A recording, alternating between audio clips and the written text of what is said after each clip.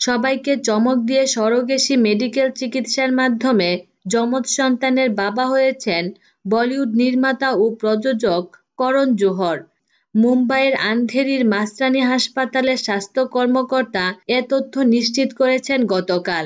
তবে গর্ভ ভাড়া নিয়ে, সন্তান ধারণ ও প্রসব করানোর প্রথা নিয়ে ক্ষোভ ও বিরোধ প্রকাশ করেছেন ভারতে অবস্থানরত বাংলাদেশের আলোচিত লেখক তসলিমা নাসরিন।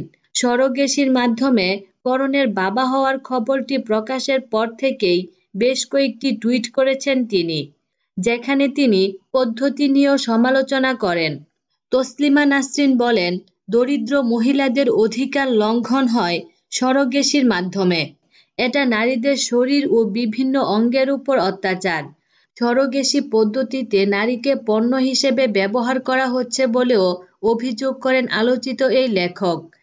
এমনকি নারীর শরীর নিয়ে এমন বাণিজ্য বন্ধের দাবি করেছেন তিনি।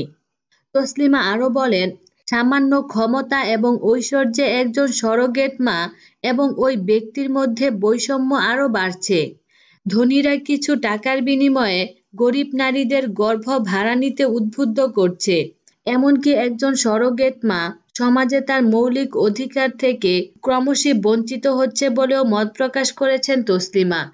যদিও তার টুইটে সরাসরি তিনি করণকে উল্লেখ করেননি, তবে এটা যে করণের সমালোচনায় তা স্পষ্ট বোঝা যাচ্ছে সমস্ত লেখায়। উল্লেখ্য, মুম্বাইয়ের আন্ধেরিতে শুক্রবার রুহি ও ইয়াশ নামে জন্ম নিবন্ধনও সম্পন্ন হয়েছে।